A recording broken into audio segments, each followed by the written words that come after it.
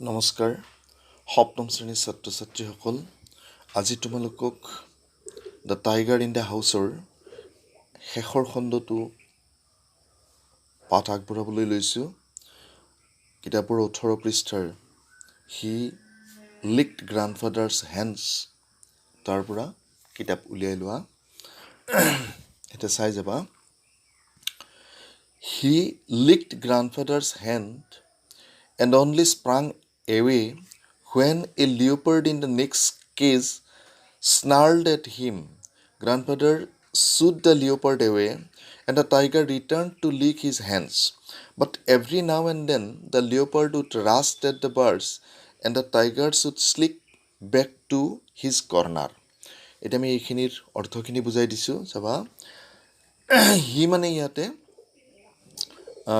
টাইগাৰটোৰ কথা কোৱা হৈছে হি লিকড গ্ৰাণ্ডফাদাৰ্ছ হেণ্ডছ সি অৰ্থাৎ বাঘটোৱে ককাদেউতাৰ হাতখন চেলেকি আছিল লিকড মানে চেলেকি দিয়া এণ্ড অনলি স্প্ৰাং এৱে আৰু সি জঁপিয়াই আঁতৰি গৈছিল স্প্ৰাং মানে জঁপিয়াই আঁতৰি যোৱা when a leopard in the next cage দ্বিতীয় সজাটোত থকা দ্বিতীয় গঁৰালটোত থকা এটা নাহৰ ফুটুকি লিঅ'পাৰ্ড মানে নাহৰ ফুটুকি স্নাৰ্ট অৰ্থাৎ গোৰ গোৰাইছিল যেতিয়া গুজৰি উঠিছিল এথিম তাৰ ফালে চাই তেতিয়া সি ককাদেউতাৰ পৰা কিছু আঁতৰলৈ গুচি গৈছিল অৰ্থাৎ সেই যিটো গঁৰালত টিমঠিক ৰখা হৈছিল সেই টিমঠি থকা গঁৰালটোৰ কাষতে আন এটা গঁৰালত এটা নাহৰ ফুটুকি বাঘ আছিল আৰু সেই নাহৰ ফুটুকি বাঘটোৱে যেতিয়া গুজৰি উঠিছিল তেতিয়াই ভয়তে টিমঠিয়ে ককাদেউতাৰ পৰা কিছু আঁতৰলৈ গুচি গৈছিল সেই কথাখিনিকে ক'বলৈ চেষ্টা কৰা হৈছে grandfather shooed the leopard away shooed মানে খেদি দিয়া বা আঁতৰাই দিয়া ককাদেউতাই নাহৰ ফুটুকিক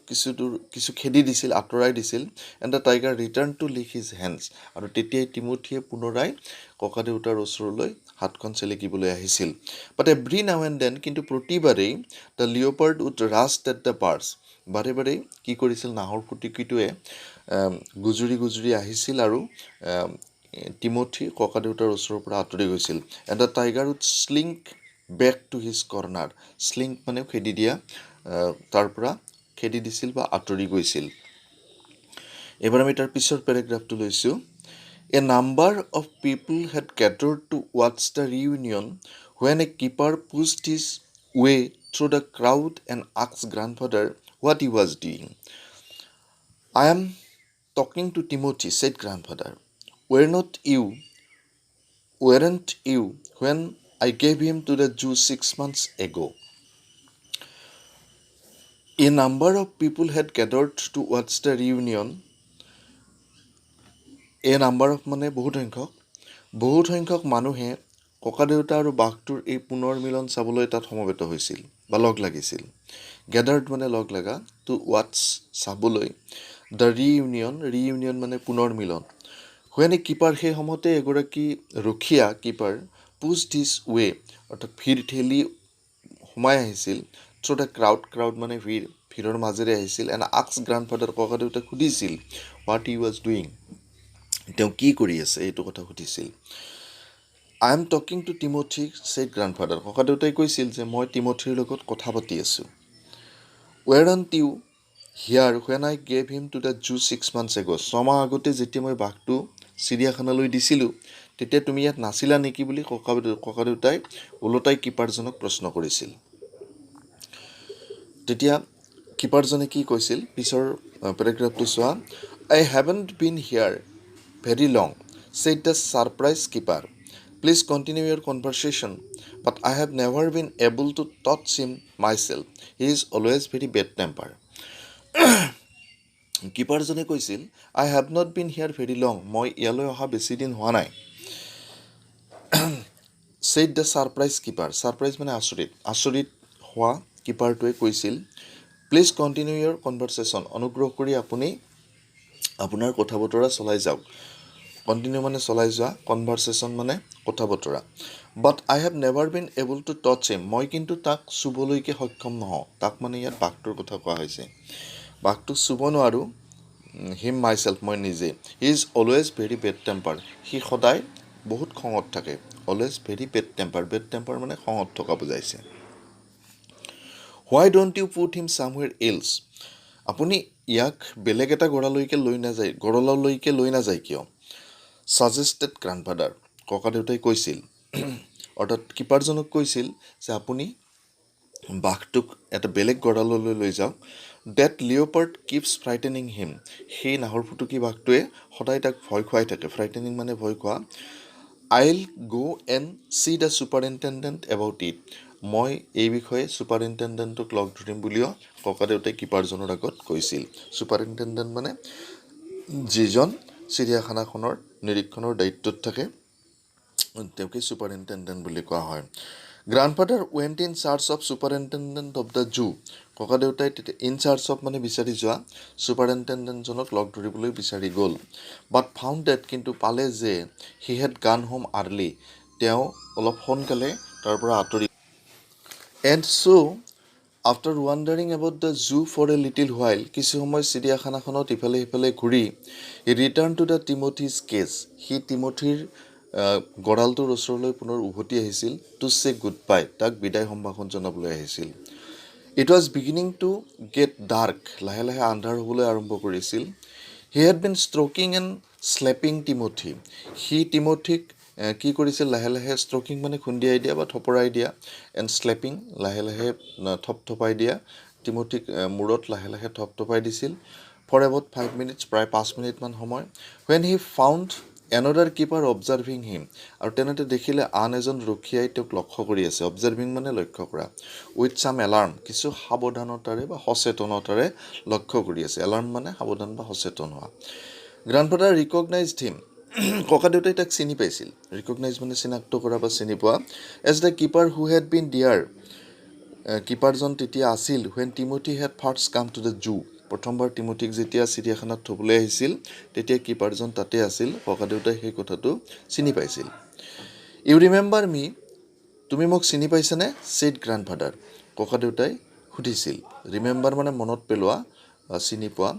নাও why don't you transfer Timothy to another cage, কিয় তোমালোকে টিমথিক আন এটা গঁড়াললৈ আঁতৰাই নিনিয়া? ফ্ৰম দিছ ষ্টুপিড লিঅ'পাৰ্ড, এই বদমাছ বা ধূৰ্ত নাহৰফুটুকীটোৰ পৰা কিয় আঁতৰাই নিনিয়া? ষ্টুপিড মানে আচলতে মূৰ্খ বা বদমাছ বুজাইছে। বাট ছাৰ, ষ্টেমাৰ্ড দ্য কিপাৰ, ষ্টেমাৰ্ড মানে হৈছে কওঁ কোৱা বা খনা লগা বুলি কওঁ আমি, বকৰা লগা বুলি কওঁ। ইয়াত তাৰমানে তেওঁ কথাখিনি নকওঁকৈ কৈছে, সেইকাৰণে বাট ছাৰ এনেকুৱা। বাট ছাৰ ষ্টেমাৰ্ড দ্য কিপাৰ, কিপাৰজনে কৈছিল, it is not your tiger, এইটো আপোনাৰ বাঘটো নহয়। আই ন' ছেইড গ্ৰাণ্ডফাদাৰ, ককাদেউতাই কৈছিল টেষ্টিলি, খঙেৰে। টেষ্টিলি মানে খঙেৰে ককাদেউতাই কৈছিল, মই জানো। I realise he is no' longer mine, এতিয়া আৰু সি মোৰ হৈ থকা নাই বুলি মই জানো।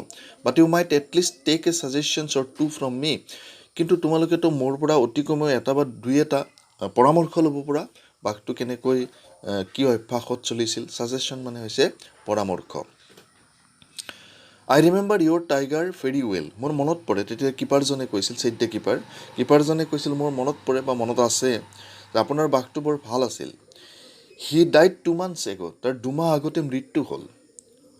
ডাইড, এক্সক্লেইম গ্ৰাণ্ডফাদাৰ, ককাদেউতাই আচৰিত হৈ সুধিছিল, মৃত্যু হৈছে? Yes sir, of pneumonia. Pneumonia বানানটোত পিটো চাইলেণ্ট হৈ থাকে।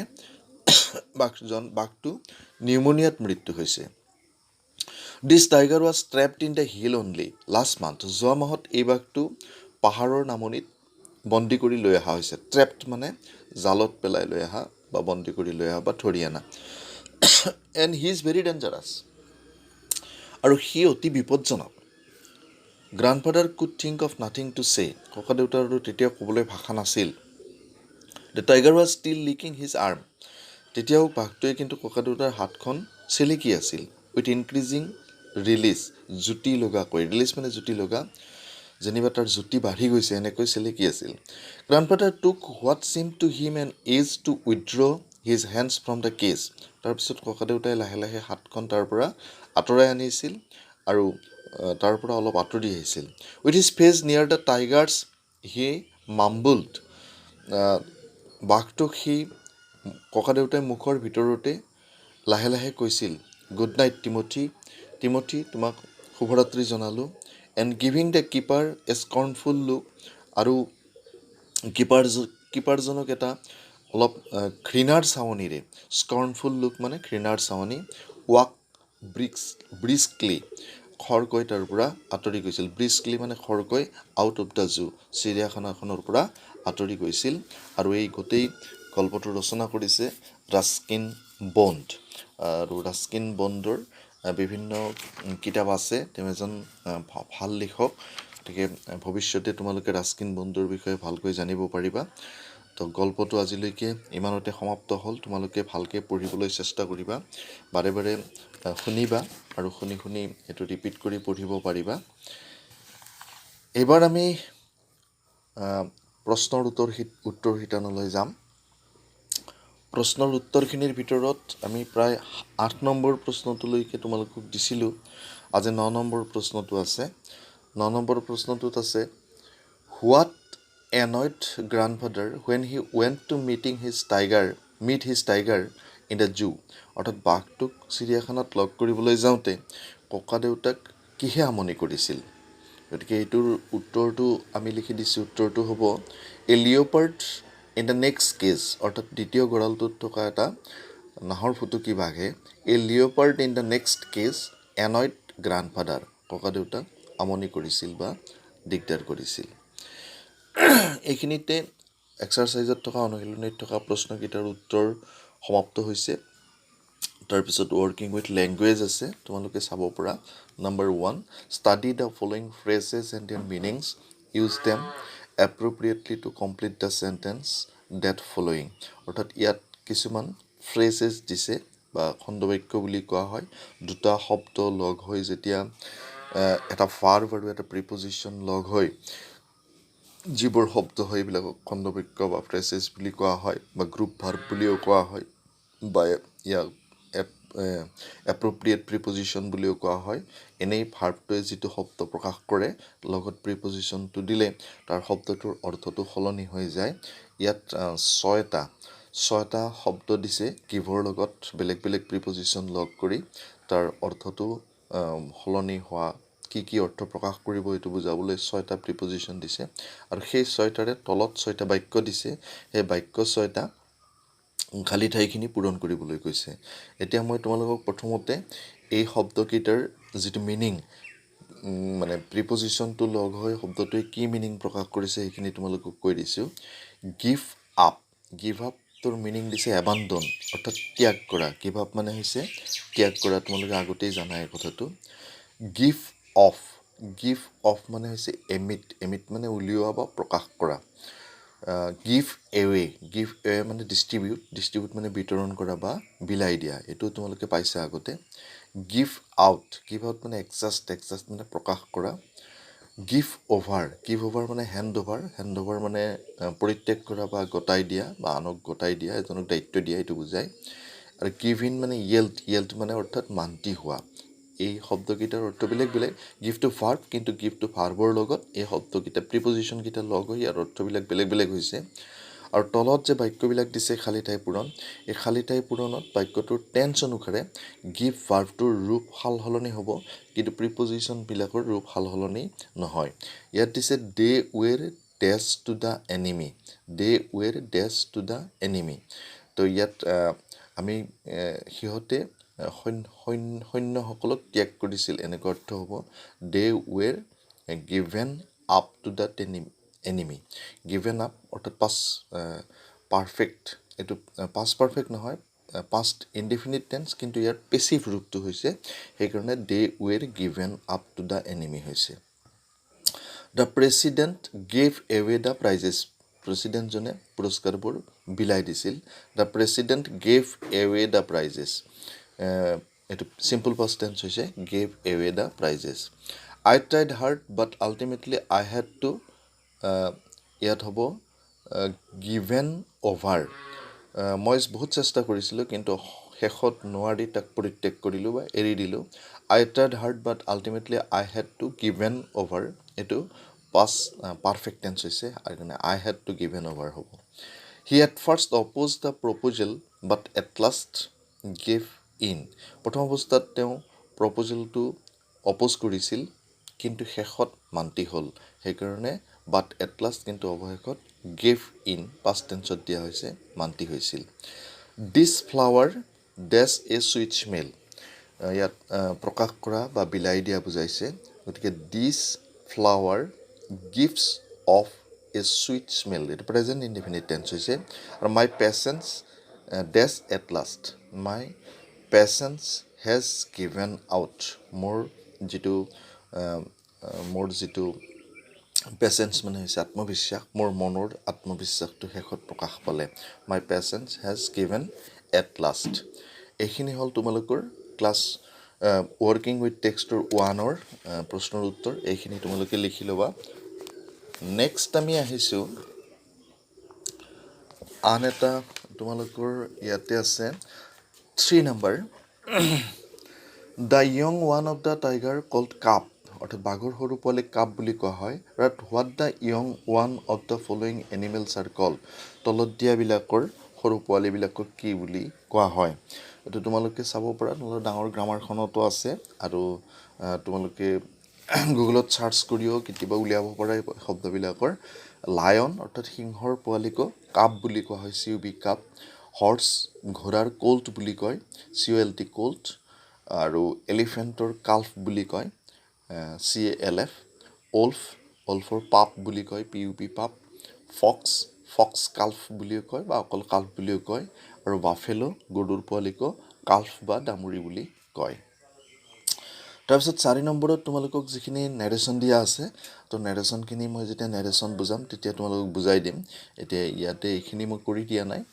নেৰেশ্যন বুজাওঁতে সেইখিনি বুজাই দিম এতিয়া বাকী 5, 6, 7 এইকেইটা প্ৰজেক্টৰ কাম আছে 8লৈকে 9 নম্বৰ আহা 9 নম্বৰত আছে marks the correct answer in each of the following তলত 3টাকৈ উত্তৰ আছে তাৰ এটা শুদ্ধ যিটো শুদ্ধ সেইটো শুদ্ধটো লিখিব কৈছে উত্তৰত Number 1 আছে Timothy was put on diet of raw mutton and cod liver oil because it was a good for him milk provide too rich for Timothy he loved eating meat অৰ্থাৎ প্ৰশ্নটো হ'ল Timothy was put on diet of raw mutton and cod liver oil because Timothyক কিয় raw mutton আৰু cod liver oil দিয়া হ'ল কাৰণটো আছিল B নম্বৰটো শুদ্ধ হ'ব milk proved too rich for Timothy অৰ্থাৎ গাখীৰ তেনেই উত্তম খাদ্য বুলি তেওঁৰ কাৰণে টিমথিৰ কাৰণে বিবেচিত হৈছিল আৰু সেই কাৰণে কোড লিভাৰ অইল আৰু ৰ মাটন দিয়া হৈছিল 2 নম্বৰ প্ৰশ্ন